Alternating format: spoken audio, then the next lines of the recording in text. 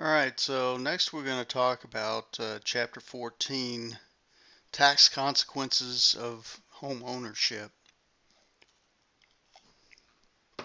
Something that a lot of you should be interested in if you either own a home or hope to own a home.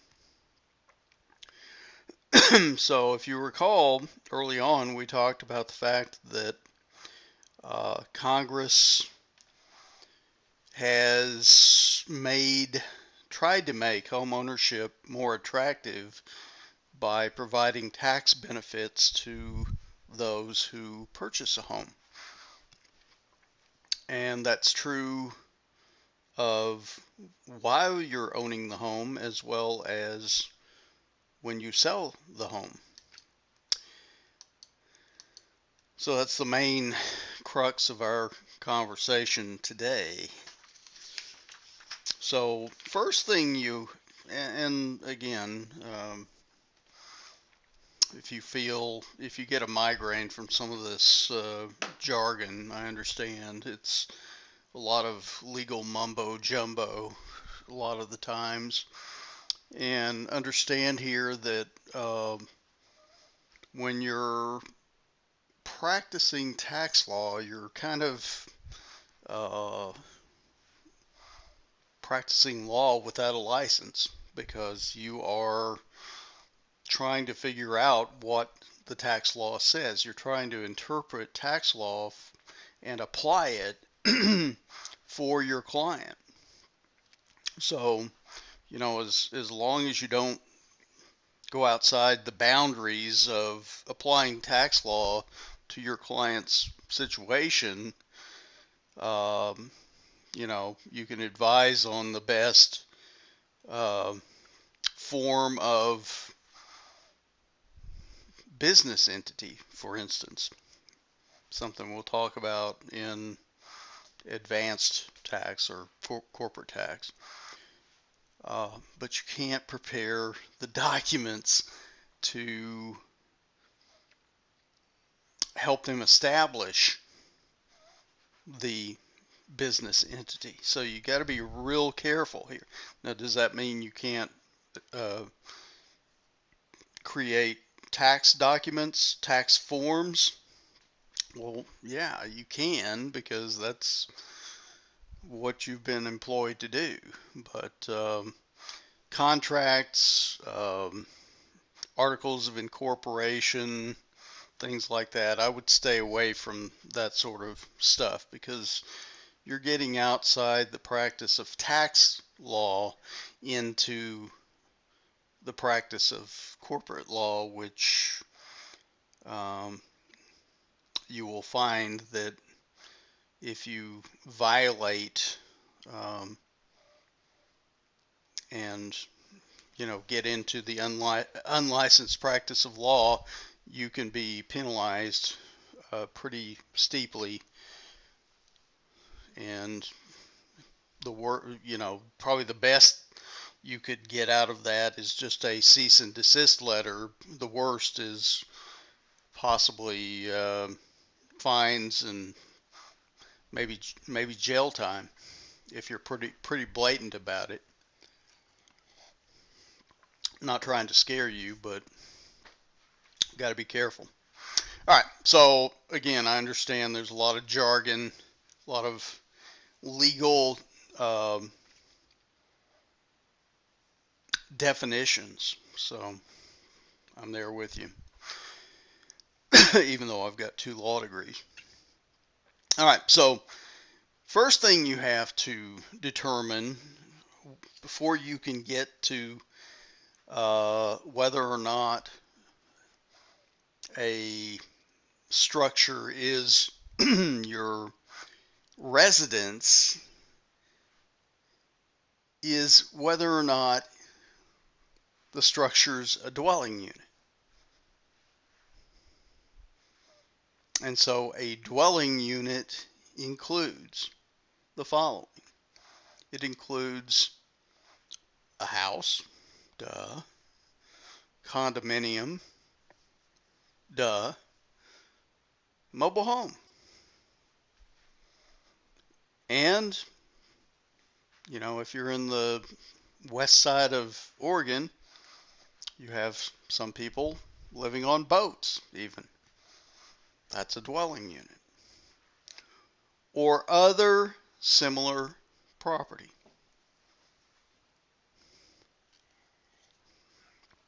Well, what if you have a residence inside or you take up, you're a business owner and you have a little apartment in your warehouse that you own? Is the whole thing a dwelling unit? Well, not sure. I actually had a case like that a long time ago. And the courts ruled it was not a dwelling unit. Therefore, it was not the taxpayers. Well, in this case, it was a bankruptcy case. It was not this debtor's principal residence because it wasn't a dwelling unit. All right, so dwelling units. If it is a dwelling unit, it may be used solely for your personal use. You might have a dwelling unit that's both for personal use part of the time and rental use. Airbnb. Or it might just be rental property solely.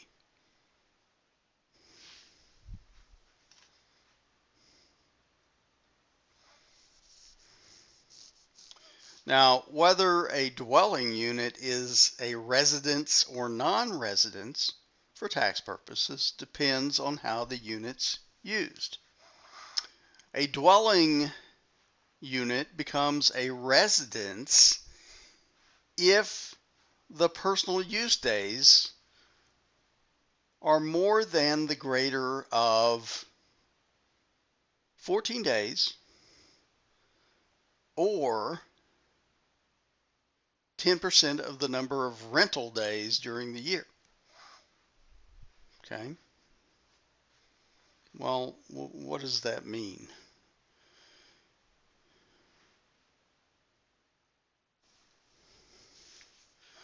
Well, you have to look at the number of rental days and based upon the number of rental days, you've got to be in it at least 14 days. Well, the greater of 14 days or 10% of the number of rental days. So, for instance, if you rent out the dwelling 240 days out of the year, how many days do you have to have personal use days of it in order to qualify as a dwelling unit? Well, it's got to be at least it's got to be the greater of 14 days or 10% of the number of rental days during the year.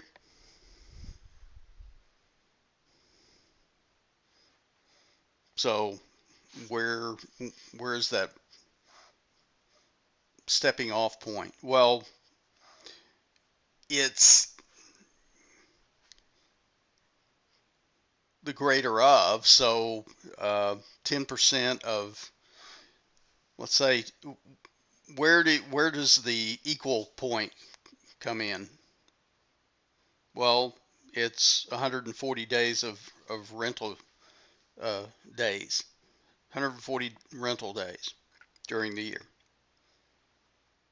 At that point, 14 days and 10% of the number of rental days during the year are the same, right? So when you have the number of rental days less than 140 days, then you have to at least be using personal use days of 14 days, right? Okay, so if you rent it out 80 days during the year, that's only 8% or 8 days. So you've got to be in it for 14 days. Well, what if you rent it out 240 days? Well, 10% of that would be 24. So since that's greater than 14, you would have to have at least 24 days of personal use days. Okay, so that's the math.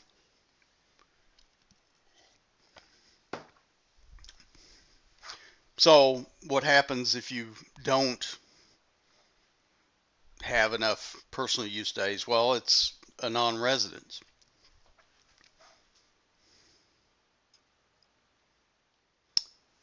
Now, what's a personal use day? Well, it's a day that the taxpayer or other owner stays in the home. So if you've got multiple owners, more than one owner,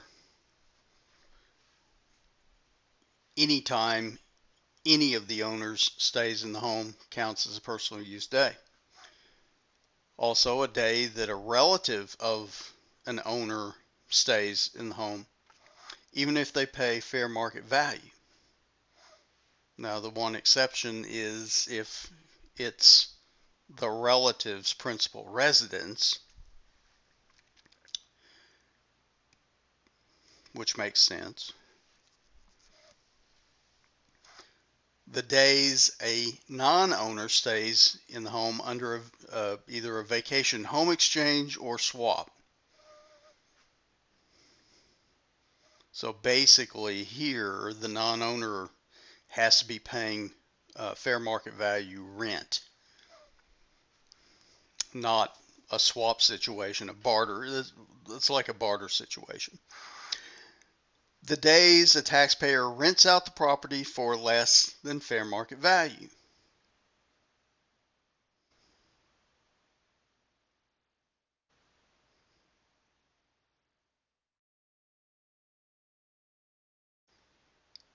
So again, back to days a non-owner stays in the home under vacation, exchange, or swap, they're not actually getting anything. They're not getting a fair market value payment. It's a barter situation. That last one there, rents out property for less than fair market value. Usually that's not going to happen with strangers, third parties, where you're entering into a arm's length transaction. You're going to expect fair market value to be paid when it's an arm's length transaction. When it's a friend, you're probably going to rent it out for less than fair market value. So that's considered the equivalent of a personal use day because you're renting it out to friends or family.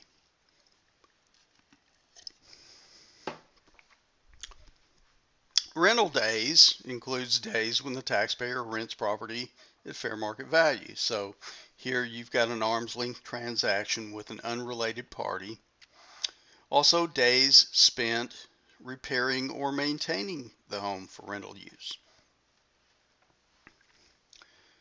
Now, there may be some days where it's not being rented out and also not being used for personal use. If that's the case, then those days are not either personal use days or rental days.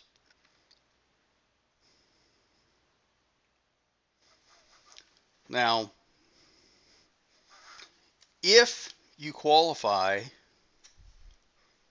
this dwelling unit as your residence, understand that a taxpayer can have more than one residence.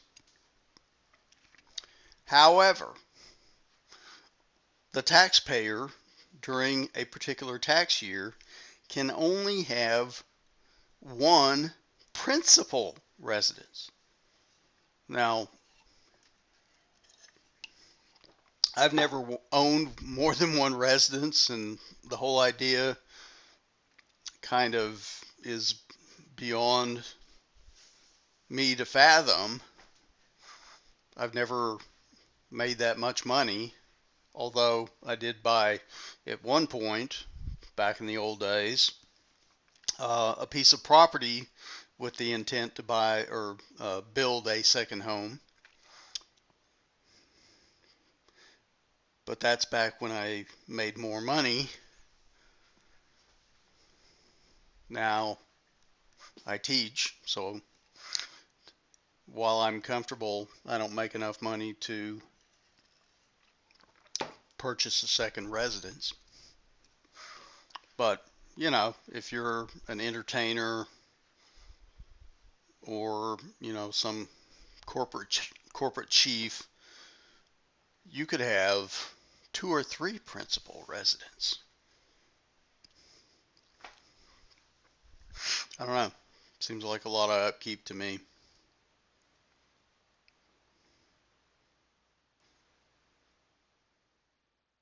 All right, so what makes a residence the taxpayer's principal residence?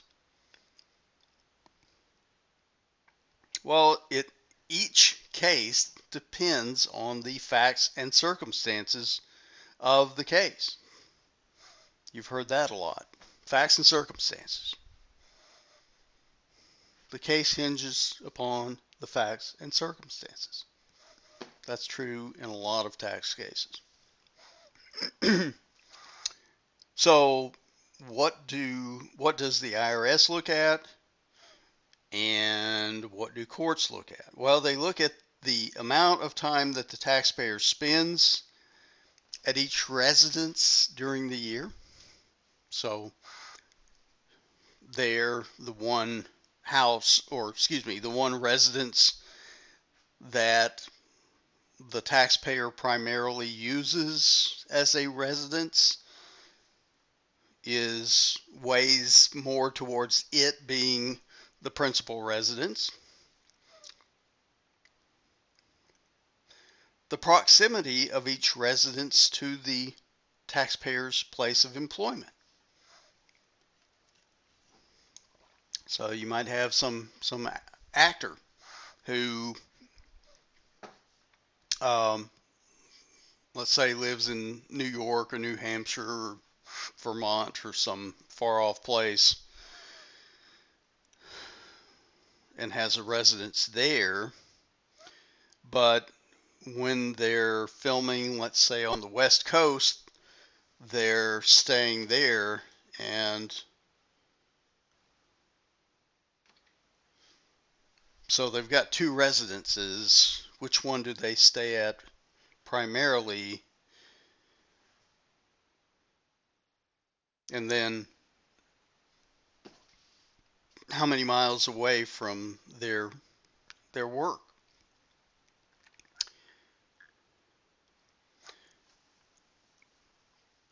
Factor 3, the principal place of abode, meaning where they live and sleep primarily, of their immediate family. Again, you might have someone out here on the West Coast, but their family is back on the East Coast all the time. The taxpayer's mailing address for bills and correspondence. Now, notice that there's not really one factor that weighs more heavily than any other factor. It's all the factors considered together. All right, so, and notice that you could have one principal residence one year, and have a different principal residence another tax year. So it's changeable. It's a fluid situation. And so for a given year, a dwelling unit may be a principal residence, a residence but not principal, or a non-residence, meaning it's rental property.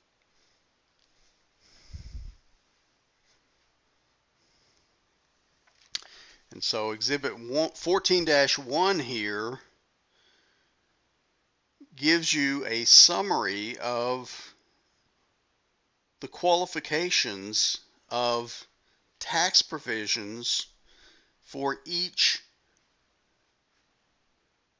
type of residence or non-residence. For instance, the tax provision there at the top, home mortgage interest deduction, which is from AGI deduction. It's part of trying to determine whether or not you utilize the standard deduction or itemized deductions. It, along with real property taxes,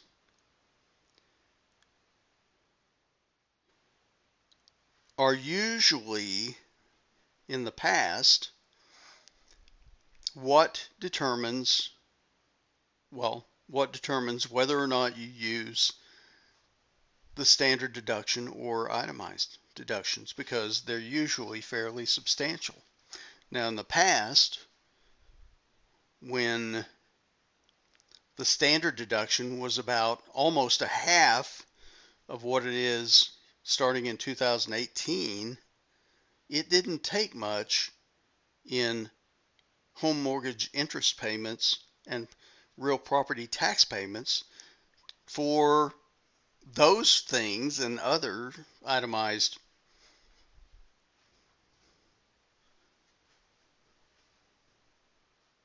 subjects for your itemized amounts to be larger than the standard deduction.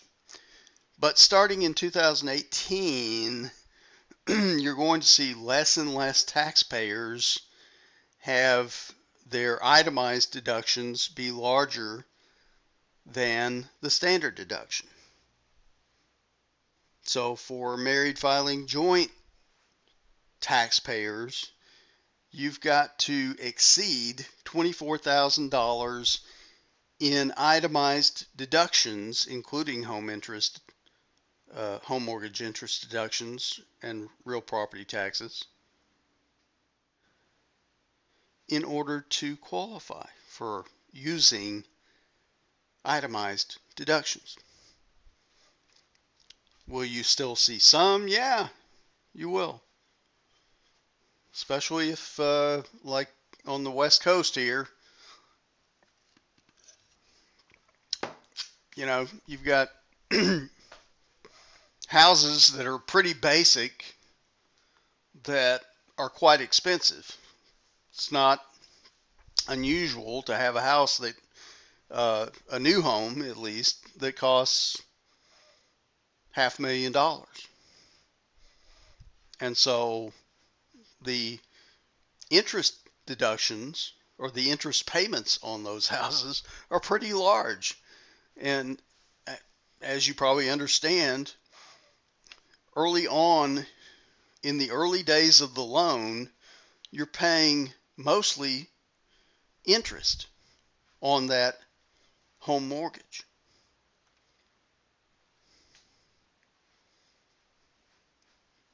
Later on, starting about halfway through your, for most people, 30-year loan, you're paying more principal than you are interest. But up to that point, you're paying more interest than principal. So In some areas of the country, you're still going to have itemized deductions. That's why it's important to know these things. But, if you don't own a home, or you own a home, but you don't have much in the way of home mortgage interest payments and real property taxes, uh, you're going to be using standard deduction. Note here, for a non-residence, meaning rental property, you don't get to deduct home mortgage interest payments. You don't get to deduct that. You don't get to use that as part of your itemized deductions.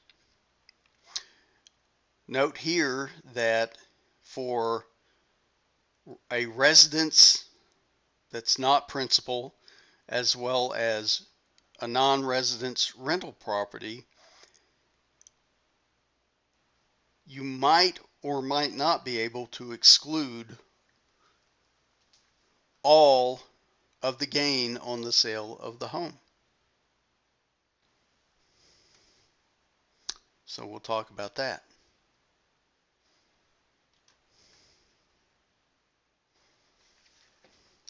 Now, should you or should you not own a home?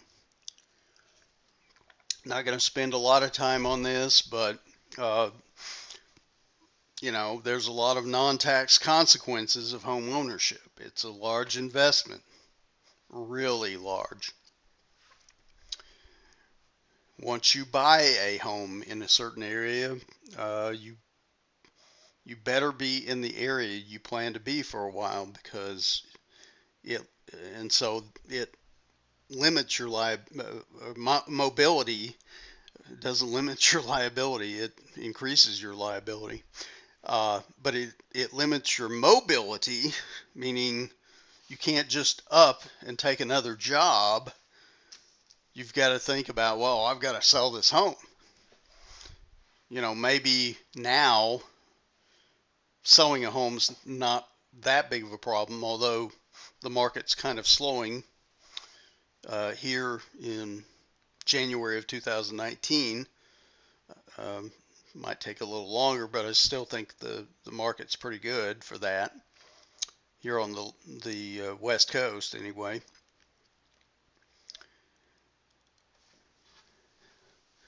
It's usually your largest investment that you'll make. You can make a lot of money on a home once you sell it, if the market conditions are favorable. If not, you can lose a lot of money. So the market value may increase over time, but it may decrease.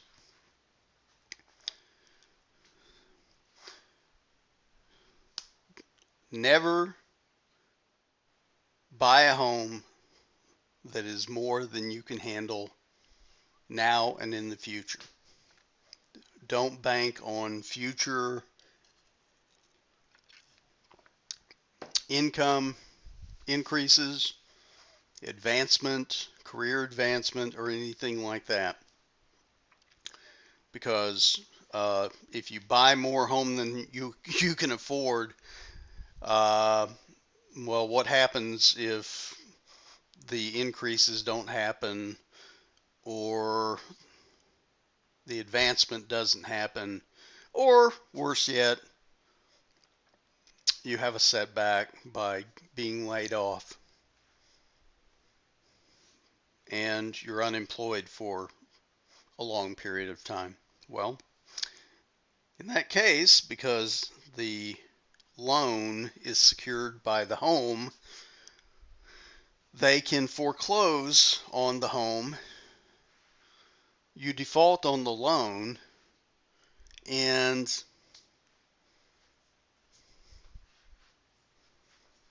it just ruins your credit. Not to mention, they hound you for the money.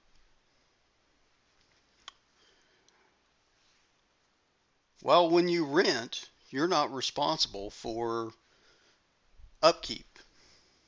Well, you can't, run the house down, but if you have problems with a toilet, you call the landlord or the property management company and they come and fix it. So the cost of maintenance comes out of their pocket. When you own the home, you don't have that luxury. Water heater goes out, that's your problem. So time and cost of maintenance is a big issue. Tax consequences of home ownership. Interest expenses are deductible, assuming that along with other itemized uh, line items exceed the standard deduction. The gain on the sale of the house may be excludable. Real property taxes on the home are deductible, again, subject to all your itemized amounts, the sum of your itemized amounts exceeding the standard deduction. And rental and business use possibilities are also a plus. We'll not talk about those, but you could certainly do that.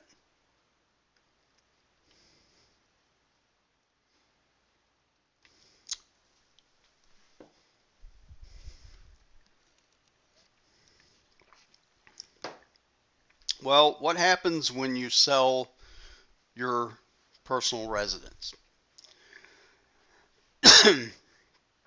Well, it's a it's a capital asset, and so when you sell it, it's subject to capital gain or loss. But because it's a personal use asset, any capital losses cannot be recognized and thus not deductible. Part or all of the gain, though, may be excluded, and if not excluded, the excess is a capital gain, so it's taxed at preferential rates. Well, what does it take to exclude part or all of the capital gain?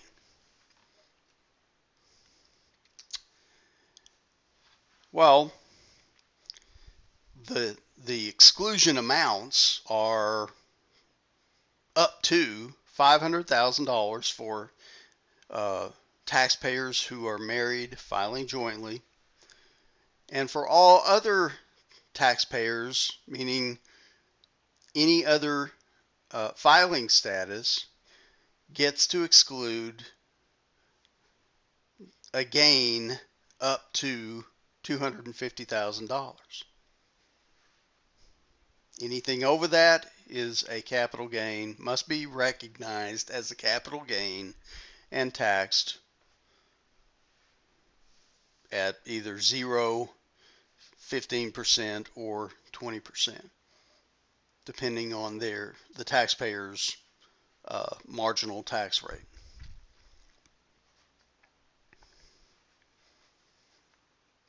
And so to exclude the proceeds, the gain on the sale of a residence, you must meet the ownership test and the use tests. The ownership test says that the owner must have owned the property for a total of 2 or more years during the 5-year period ending on the date of sale. Now,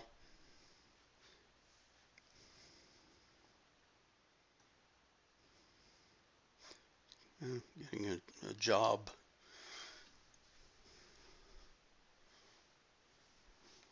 A headhunter contacting me for a job. Not interested.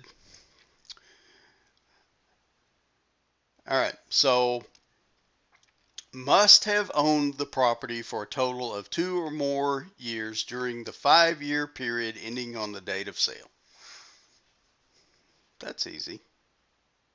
So it doesn't have to be the whole 5 years. Well, what's going on there? Well, sometimes you, for job or other personal reasons, uh, you live in a home as your primary residence, and then you have to up and leave before you sell the home. So that's what's going on there. So it gives you time to sell the home after you move elsewhere. Now, if you have married taxpayers at the time of the sale, either spouse can satisfy the 2 year requirement. So you're single, starting out, you're living in the home, you're single, you're dating, and you get married, and the other spouse hasn't met that 2 year period, but you have, no problem. Just one of the spouses has to meet that 2 year requirement. And so this 2 year requirement's meant to prevent flippers from buying the home, turning around and after they fix it up and selling it and excluding the gain. The use test. The taxpayer must have used the property as the taxpayer's principal residence for a total of 2 or more years during the 5 year period ending on the date of sale. If married, both spouses must satisfy this 2 year use requirement.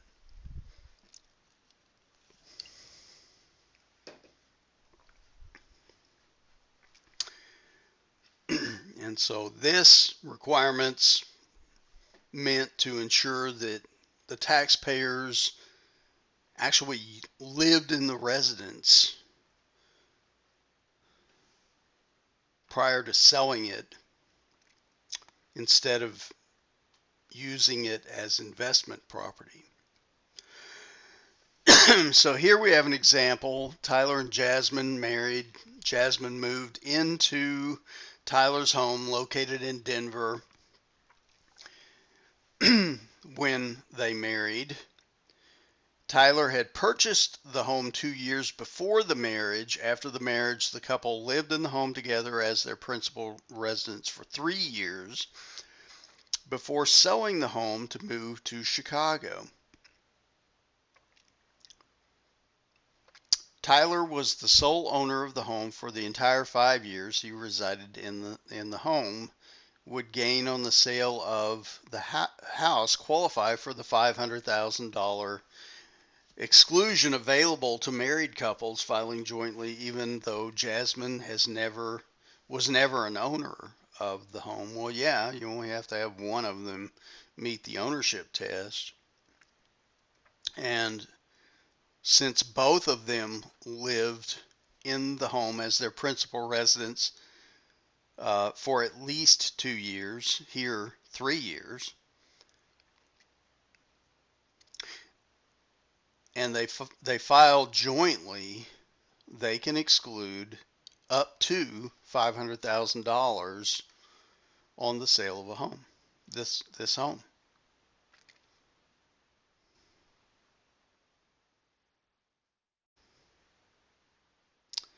There's a couple of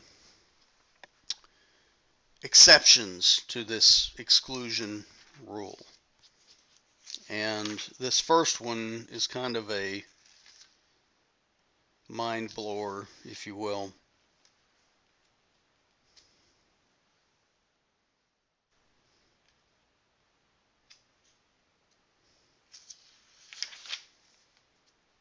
So on page 14-6, All right.